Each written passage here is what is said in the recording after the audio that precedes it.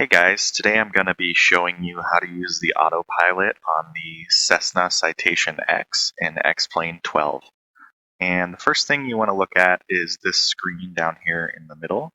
If you left click, that'll provide a little pop-up, and I'm going to keep this here through the whole tutorial because this is super useful for helping figure out what's going on with the autopilot. In the upper right hand corner, we have the altitude that the autopilot is set to. Right now it's set to 10,000 feet. Moving left to the middle, we have two pink bars. One is horizontal, one is vertical. These will indicate where the autopilot wants to point the plane.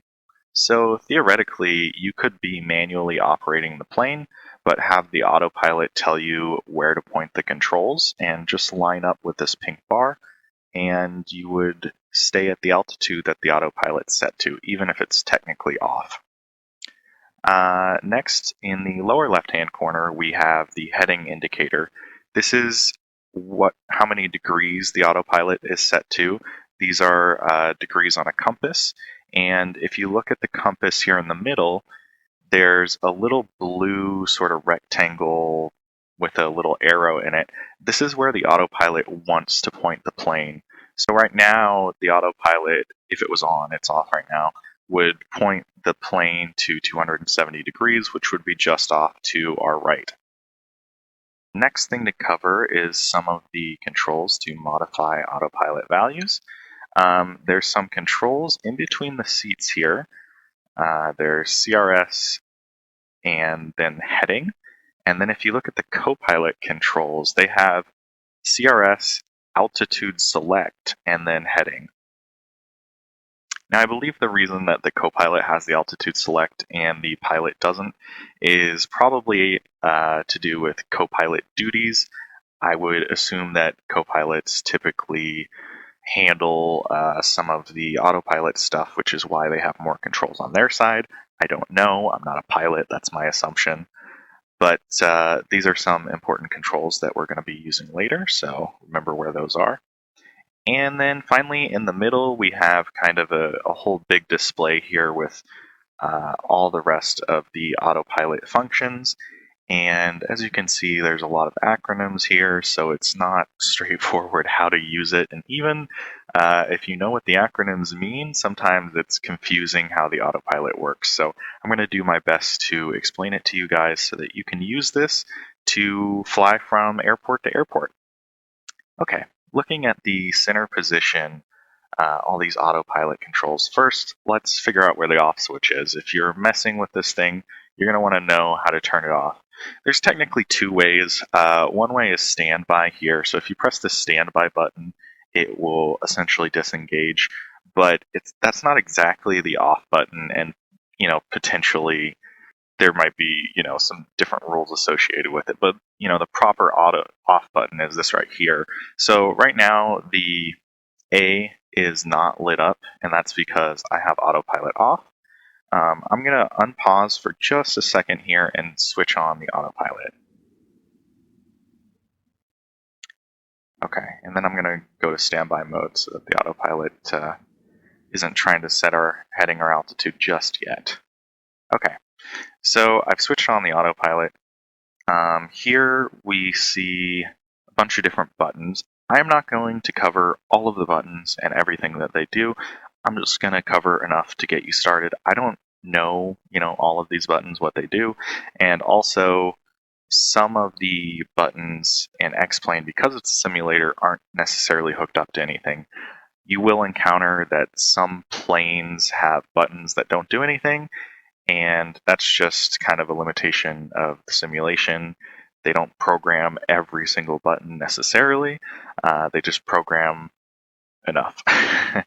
So in this case, some of these might not even work. If you want to know exactly what everything does, X-Plane publishes a manual for each airplane that comes default with X-Plane. So if you do some Googling, you can find the manual, and it'll actually tell you which one of these buttons actually does anything at all, and exactly what they do. For now, I'm just going to show you how to get the airplane set to a heading and how to get it set to a particular altitude. First, let's cover the heading button. since that's the easiest one to understand.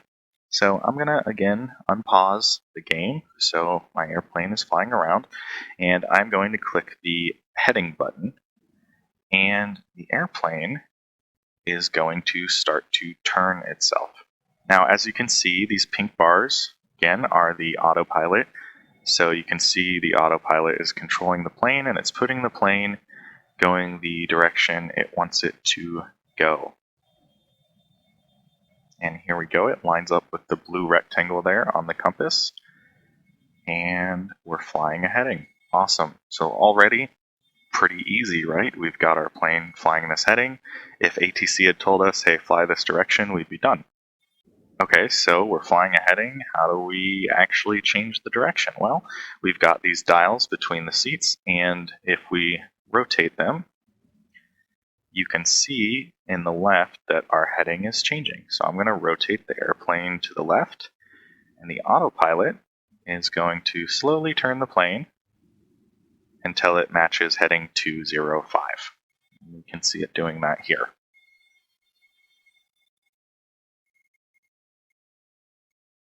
All right, awesome. So, as it's turning the plane, I'm going to cover altitude. Before I cover altitude too much in depth, though, I want to note something, and that is that the autopilot, in this plane at least, does not control the amount of throttle that the plane is using. So if I increase the throttle right now I've gone to maximum throttle, the airplane will steadily increase in speed. And as you can see, I'm going to reach that red bar, which will cause bad things to happen. So I'm going to cut throttle real quick. Basically, the caution here is that while autopilot will hold an altitude and hold a heading as best it can, if you have the throttle set to nothing, the autopilot can't change that. So you could potentially fall out of the sky if you're not managing the throttle. And also, if you descend and you're descending too quickly and your throttle is too high, you will overspeed the aircraft, which could lead to a crash, which we don't want to happen. Usually, you're safe descending and ascending at about half throttle, at least in the Citation X. But other planes, you might need a little more throttle than that. It's just something that you have to manage because the autopilot won't do it for you. Okay, now that we've covered that, let's go ahead and take a look at altitude.